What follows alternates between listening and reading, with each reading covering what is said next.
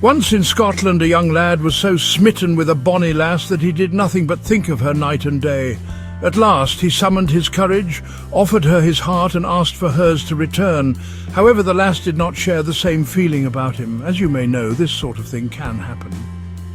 The lass could have been more polite about it, but what was she to do? She let him know the truth as best she could, then found a reason to go as soon as she could. Off she was, leaving him feeling cast adrift and sunk. Well, if there was one thing the lad was sure of, he could no longer walk about the people of that town, not with everyone knowing she had passed him over, snickering and pointing at him as he went by. Nor could he fish any more with the lads at the shore, for the shame of it. If there was one thing the lad was sure of, he could no longer walk about the people of that town. So, with a heavy heart, he gathered his nets inside his boat, sailed to an uninhabited island, and built himself a hut. Every morning, very early, he sailed to the sea, laid his nets and hauled a day's catch.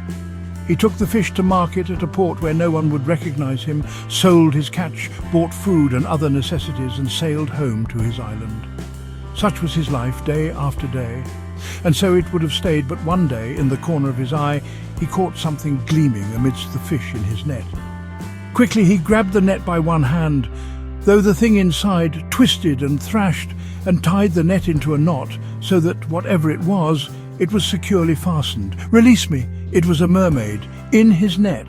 To look at, she was just like any other girl to the waist, but below that she flipped a long fishtail that glittered with shiny yellow-green scales. I know better. You know as well as I do that you must grant me a wish. Very well. I suppose you want a bag of gold coins. I happen to know of a sunken ship not far from here with such treasure.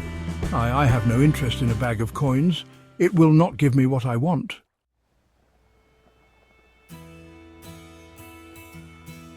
So it's a trunk of treasure you require?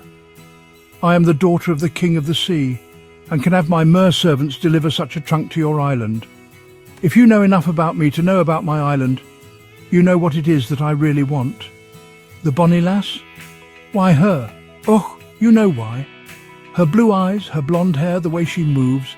She is what I want most in all the world. If I can't have her, I want naught else. The bonny lass? Why her? Ah, she is not so different from the others. But when the Fisherlad tightened his hold on the netting, she quickly added, Of course I can grant your wish of love, but it will take some time. Release me, and I'll give you a magic ring. After 1 year and 1 day, when you go to her and offer her the ring I will give you, she will not refuse. How do you know she won't be married by then? She will not be. So the Fisherlad freed the mermaid from the net, took her magic ring, and placed it in a jar on his mantle in his hut. He decided to scratch the wood to keep track of every day that went by. So the Fisherlad freed the mermaid from the net, took her magic ring and placed it in a jar on his mantle in his hut. One day, not long after that, as the lad sailed back to his island, he saw what looked from a distance like a heap of seaweed. Curious, however, the seaweed moved. As he sailed to shore, the lad saw that it was a wee, brown-haired lass whose mangled dark hair lay in a heap around her. What are you doing here? Oh, do not send me away. I have to go somewhere. My father has a new bride not much older than myself. She's horrible and mean, and I fear she's bound to do something terrible to me. You can't stay here. You must go back and make it right with her. It is not for you to tell me what to do. Besides, I can't go anywhere because the winds aren't right. Tomorrow morning the winds will change. My raft is broken. I'll fix it. Stop it. I need to stay somewhere where I'm safe and alone. So do I. There is plenty of room on this island. You stay on your side and I'll stay on mine. Besides, if I'm going to cook for myself, I may as well cook enough for two. Suit yourself. But I eat alone.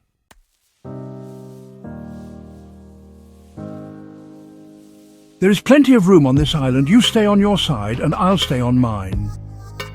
The girl was true to her word. When the lad returned from fishing or from the market, she would present a hot meal for him. After placing it on the table, she would leave. Where she went, where she slept, he knew not, and he did not wonder in the least. One day he had an especially good day at sea. The fish were plentiful, and his catch sold well at market. He came home earlier than usual and found the girl still in his hut. She was startled and started to leave. He said, "Please, don't go so quickly. Let me grab you a plate. We might as well eat together." So they ate, saying little, but the next day they said a few words more. And the day after that, more still, until they got to know all about one another. Now he understood completely why she had to leave her house, and pounded the table with fury when she told him about her father, and how he had been blind to the dangerous situation he put her in. She listened with sympathy to the tale of his bonny lass, and how he planned to win her heart with the mermaid's ring after the 101 days. In fact, she posted a chart over the mantel to keep track of the days gone by and the ones left. A clever idea, he thought, since the scratches on the wood were becoming hard to tell apart. When the lad returned home from fishing one day, he saw she had moved flowers from the field and planted them in front of the hut. That's rather nice, he thought to himself. Around that time she started to help him beach the boat and spread the nets. Though she was but a wee brown-haired lass, and nearly as small as a child, and sometimes seemed to disappear completely behind the nets, since her skin and hair were as dark as the wet ropes, still she was surprisingly strong and helpful to have around. One morning she said, "When you go to market, you must bring back a bit of window glass to keep the weather out." He obliged, and the next day, while he was gone, she placed the glass in the window holes. Indeed, the hut stayed warmer that evening, and the next day a beam of sunlight shone through the new window. Another time she told him, "Bring me back some whitewash paint and a brush. These walls are far too dreary." He did as she said, and she washed the walls and painted them a bright blue. Though he started to grumble about precious little money that was left after he fetched her this or fetched her that, he had to admit that his hut was more comfortable than it had ever been before.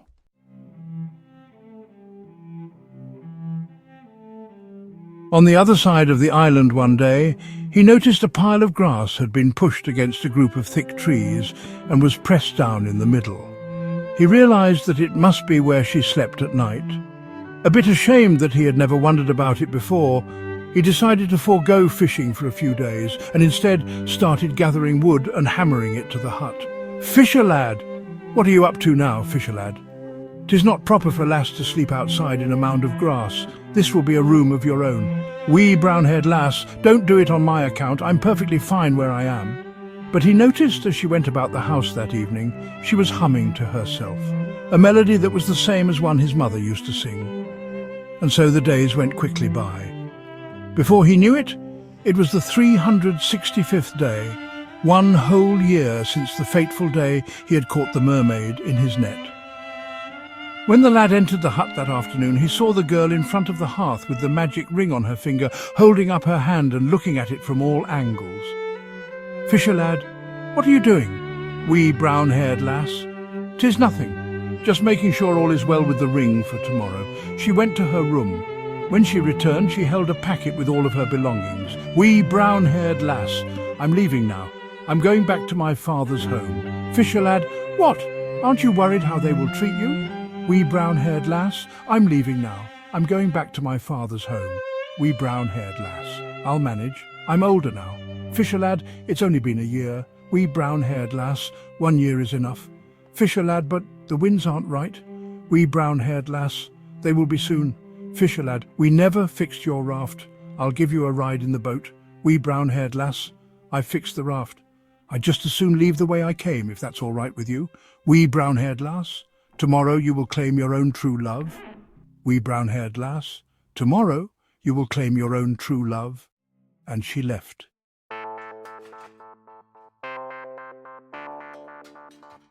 For the rest of the day, the fisher-lad stayed in his chair. He stared at the walls and at the floor. He slept in the chair. Early the next morning, when he woke, the first thing he saw was the chart on the table before him. He went over to the mantel where he kept the mermaid's ring and set out to claim the love of his life. Only it wasn't to the village he was born where he set his sail. It was to the land of the girl who had stayed with him at the island. You can imagine how surprised she was to see him enter her father's garden. "Wee brown-haired lass, how are you? Did you find the love of your life?" You can imagine how surprised she was to see him enter her father's garden. Fisherlad. Yes, I did. Now I have. Wee brown-haired lass, and will she have you? Wee brown-haired lass? Well, she might.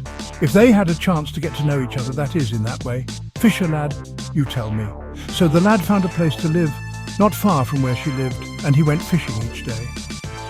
At night, they had dinner together as before, and yet this time it was different. They still talked about their day, but shared more of it than they ever had before, and they also talked about the future. You may not be surprised to hear that the two of them were wed, and a fine wedding it was, with all the family and friends that the girl and lad thought had been cross with them, but who were no longer angry, if they had ever been at all. You may not be surprised to hear that the two of them were wed. In the village one day, it so happened the lad chanced upon the same bonny lass who had captured his heart before. She had the same golden hair and blue eyes, and the same tall, slim frame, but there was nothing about her that seemed different or better than other girls. Later that day, he took his bride back to their island, where they both wanted to be most of all. That was when they saw the mermaid sitting on a rock in the water.